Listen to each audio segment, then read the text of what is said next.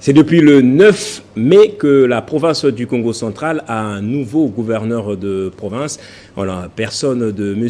Guy Bandou. Lui et son colistier Grace Kwanga ont remporté le second tour du scrutin face à Mme Nefertiti.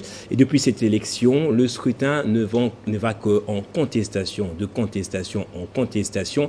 Un premier candidat malheureux avait saisi la cour d'appel pour justement l'annulation du dernier scrutin. Un autre candidat vient également de saisir la cour. Il parle d'irrégularité, de monnayage de voix, alors que cette province a besoin d'une nouvelle autorité provinciale pour son redécollage. On parle de ça.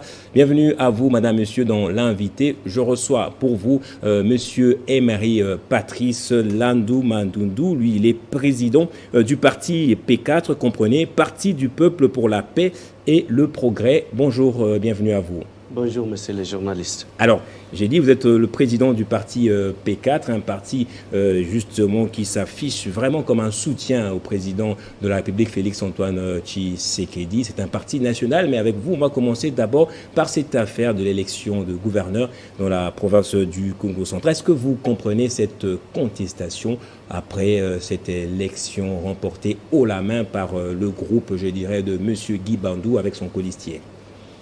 Oui, c'est normal. Vous contestez ou vous pensez qu'il a vraiment mérité cette victoire? Je ne la conteste pas parce que personnellement, je n'étais pas candidat. Notre parti n'a pas aligné non plus un candidat. Mais ce qui arrive au Congo central et qu'on observe d'ailleurs aussi ailleurs, comme dans la province de la Chopo, déjà vous avez appris que la Cour d'appel vient de se prononcer. Ouais, elle a annulé l'élection et a demandé à la CENI d'organiser un nouveau scrutin dans quelques jours. Oui. Donc, ce qui arrive au Congo central, c'est normal. Quand bien même nous le souhaitons que la tension va s'apaiser et que les gens, finalement, vont s'accorder parce que nous devons avancer.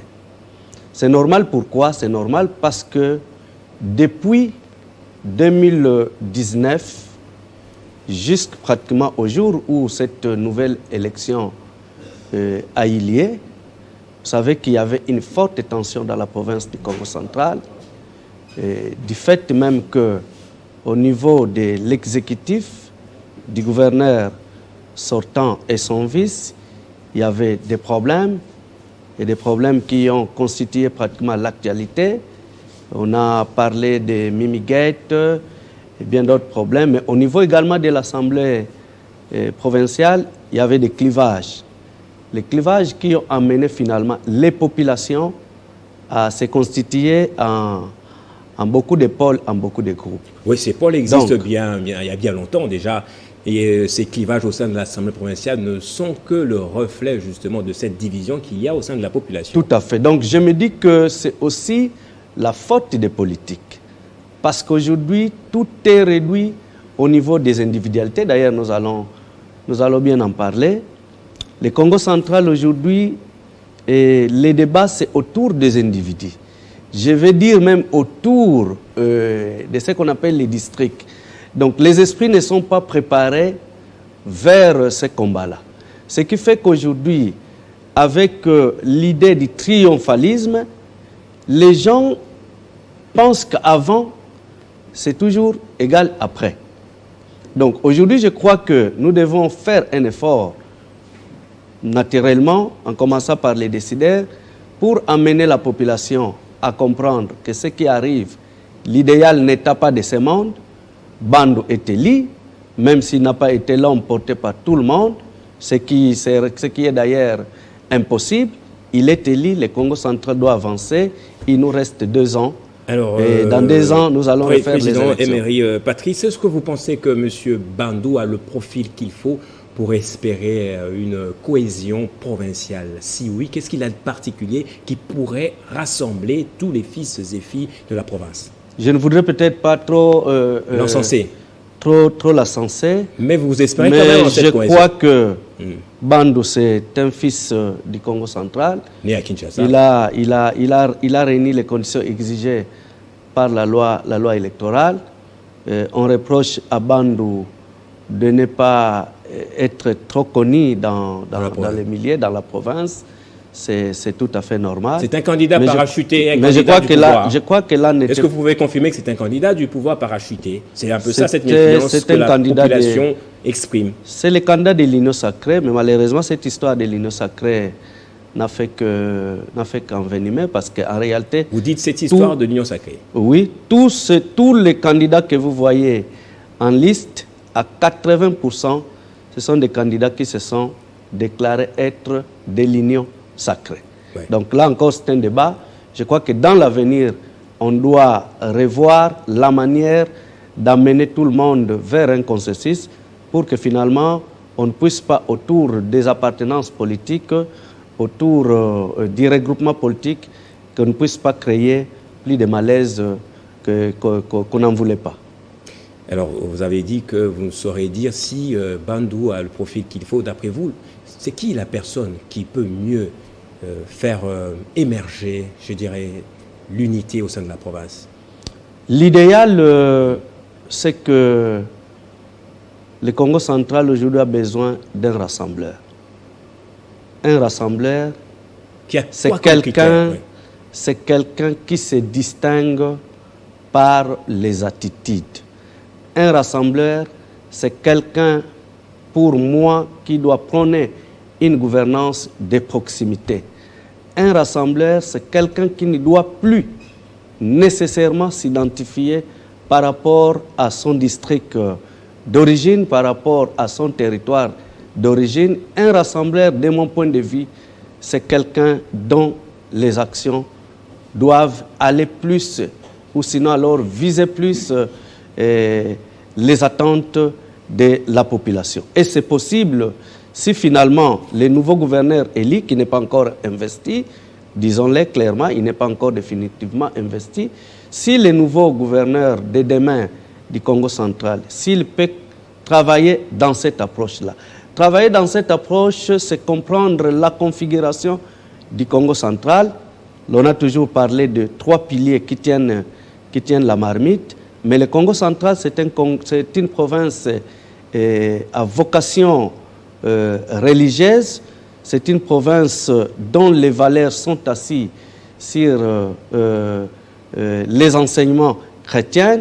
C'est une province. Et les enseignements kimbanguistes, non? Un tout petit peu. Mais les kimbanguistes sont aussi des chrétiens. Ah, ok. Ce sont des chrétiens. Il faut lire l'histoire. Ils sont multiformes, peut-être, alors? Non, ils sont chrétiens avant tout, parce que les kimbanguistes est aussi dans l'écuménisme, si je ne m'abuse. Ils partagent aussi des valeurs avec l'Église. A été retiré de l'écuménisme. Tout ça. Bon, aujourd'hui, il y a beaucoup de problèmes. De 2000 ans, oui. Beaucoup de problèmes en interne, mais c'est ce que je crois savoir. Donc, ce gouverneur qui vient, il doit se démarquer, il doit quitter, il ne doit pas être emprisonné par les politiques. Je crois que ça sera bon pour lui de casser cette barque-là et travailler plus avec la société civile. C'est possible pour lui de s'en sortir. Président, 2 dernières questions avant que l'on parle de votre parti politique. Ce sera notre sujet principal. Est-ce que vous reprochez quelque chose à Guy Bandou? Personnellement, non. Puisque vous avez parlé d'un rassembleur, je ne reproche à Bandou rien. Je crois que c'est un médecin, c'est ce qu'on m'a dit. Il est effectivement, il est venu en politique. Je crois savoir qu'il a des ambitions comme tout le monde. Je ne le connais pas avec un casier judiciaire, un mauvais casier judiciaire. Pas avec de mauvais antécédents aussi. Non, pas avec de mauvais antécédents. L'autre question, qu'est-ce que le P4 peut dire, peut donner comme un message aux candidats malheureux qui ont saisi la cour d'appel? Est-ce le moment où on doit passer à autre chose? Vous avez parlé des attentes de la population. Ce sont vraiment des attentes.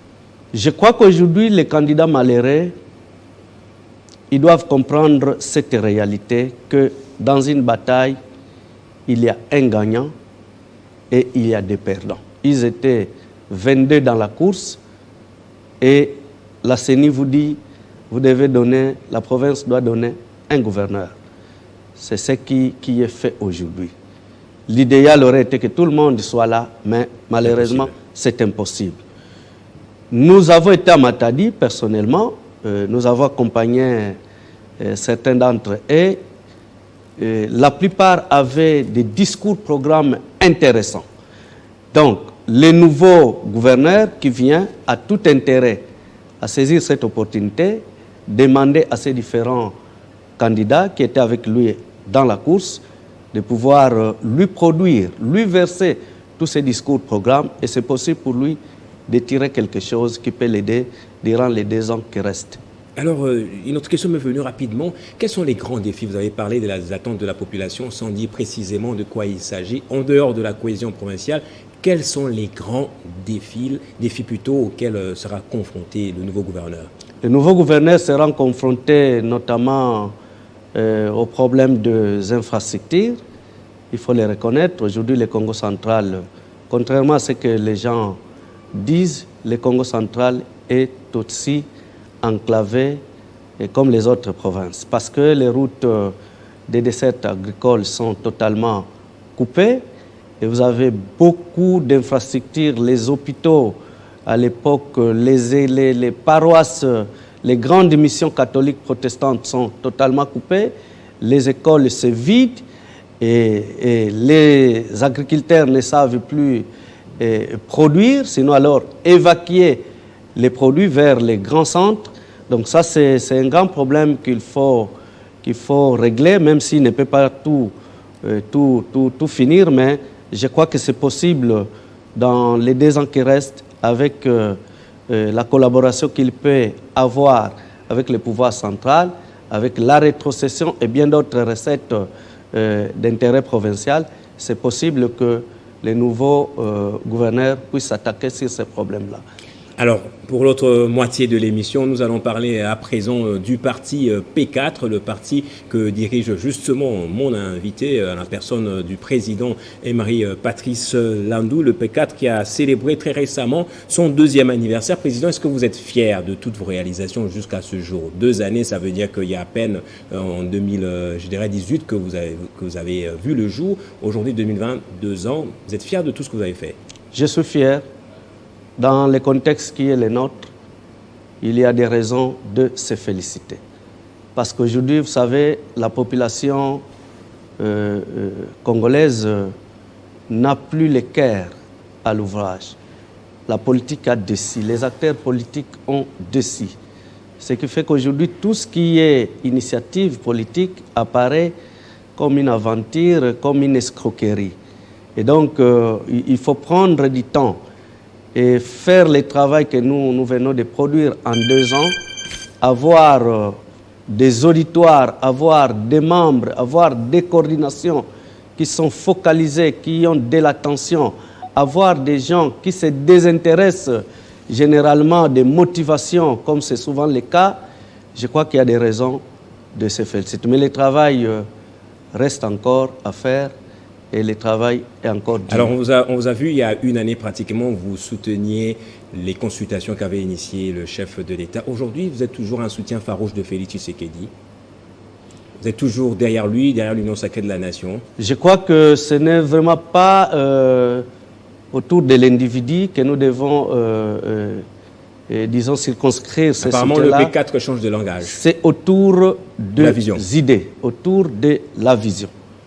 Je vais vous dire d'abord que l'IDPS, c'est un parti démocrate, il est du courant socio-démocrate, nous le sommes aussi, c'est notre idéologie, mais aussi le fait que, d'entrée de jeu, lorsque Félix est au pouvoir, il dit le peuple d'abord. Et nous travaillons justement pour cet être-là suprême qui est au centre de tout, au centre du développement, le peuple.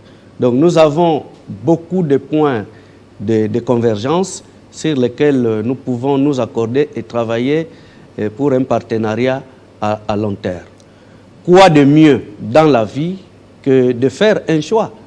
Le choix est permis. Il faut faire un choix. Il faut être conséquent, être conscient et être constant dans les choix que l'on fait. Donc aujourd'hui, le P4 a porté son choix sur le président Félix Tshisekedi, son courant politique, son action politique, et nous disons que nous soutenons ce mandat-là. Donc 2 années après, il y a eu quelques réalisations de Félix Antoine Tshisekedi contestées par l'opposition qui parle du social oublié avec l'affaire RAM, autant d'affaires que je peux énumérer ici. Est-ce que le P4 a toujours des raisons de soutenir Félix Antoine Tshisekedi? Est-ce que le social, vous êtes un parti social-démocrate, est-ce que le social a été jusqu'ici au centre des préoccupations politiciennes du pouvoir en place? Le pays connaît beaucoup de problèmes, il faut le dire. Et il faut dire que le bilan il est chaotique depuis Mobutu. Il est chaotique aussi avec Tshisekedi. Totalement chaotique, il est chaotique. Aujourd'hui, je crois que le président Tshisekedi hérite un pays avec beaucoup de problèmes. Je vais vous donner un exemple. Lorsque nous sommes dans les domaines des droits de l'homme, des droits humains, aujourd'hui nous devons reconnaître que nous avons quand même fait des avancées sous Tshisekedi. Je crois que les arrestations arbitraires ont totalement diminué. Je crois que les droits à la libre expression, les droits à des réunions, les droits d'association aujourd'hui sont vécus et comme tels. Relativement, je dirais, en tant que journaliste, parce que nous connaissons quelques cas, c'est vrai, c'est par des cas d'arrestation arbitraire dans les provinces, des journalistes particulièrement. Il y a des journalistes qui se sentent menacés en circulant ici à Kinshasa aussi particulièrement. Il y a même des arrestations politiques pour des raisons politiques motiver justement les gens qui se trouvent à la prison de Makala. Ça existe. Je prendrai le cas de M. Ferdinand Kambere, qui se trouve jusqu'à présent à la prison centrale de Makala. Nous, journalistes, souhaiterions justement qu'il soit libéré pour que nous ayons des échanges libres avec des politiques. Justement, mais il faut laisser aussi à la justice faire son travail. Je crois qu'il y a un dossier qui existe contre M. Kambere, que j'aime bien, que j'apprécie bien. Et je crois que le procès fait son cours normal. Je crois qu'il est dans de bonnes conditions de détention. Finalement, il faut que la justice fasse son travail. Écoute, nous avons adhéré dans une dynamique de la démocratie, mais cette démocratie nous impose aussi des règles, des restrictions. Et chaque fois que nous sommes au-delà de ces règles-là, c'est normal que la justice, un peu comme une sonnette d'alarme, puisse retentir et qu'elle fasse son travail. Mais ce qui est vrai, c'est qu'aujourd'hui, vous êtes conscient avec moi, vous êtes d'accord avec moi plutôt que la courbe vers ce qu'on a appelé violation des droits de l'homme autrefois, violation des droits de la presse, violation de la liberté de la presse, aujourd'hui, je crois qu'il y a une nette amélioration. Et c'est possible dans les années qui viennent qu'on puisse vraiment vivre un paradis. Il faut également reconnaître que aujourd'hui la profession ne vit pas justement sa juste valeur, parce que les journalistes aujourd'hui n'est pas totalement indépendant. Les journalistes sont devenus dépendants des caprices, sinon alors des tendances politiciennes que nous vivons sur terre. Les journalistes aujourd'hui, il est préparé vers un débat subjectif, un débat lié à l'être humain, à l'homme, plutôt qu'un débat d'idées. Là, je crois que vous faites l'exception et c'est dont nous vous en félicitons, mais c'est tous les problèmes aujourd'hui, c'est que la liberté de la presse, au-delà de ce que nous sommes en train de dénoncer, aujourd'hui, la presse est vraiment pris en otage par les politiques qui pensent que aujourd'hui, les journalistes, c'est quelqu'un qu'il faut commander, qu'il faut dicter. Heureusement qu'il y a beaucoup de journalistes libres d'esprit et indépendants, je dirais financièrement. Ça existe, ils sont nombreux. Justement. Nous allons justement. Et c'est ça l'exception. C'est à cela que je jette des fleurs, notamment à Télé 50. Merci. Parce que nous sentons que le travail se fait en toute indépendance. De manière équitable aussi. Oui. Ok. Pour la fin de l'émission, 2 années après, est-ce que le parti se fixe les mêmes objectifs qu'il y a 2 années ou vous avez de nouvelles perspectives en vue? Les objectifs du parti sont définis d'abord par la loi portant organisation et fonctionnement des partis politiques fixe l'objectif. À l'interne, justement. À l'interne, oui. Nous sommes en train de travailler durement pour l'implantation continue du parti. Je crois que nous l'avons dit lorsque nous avons révélé le bilan qu'aujourd'hui, le P4 est implanté dans au moins 10 provinces. En 2 ans, c'est quand même un record.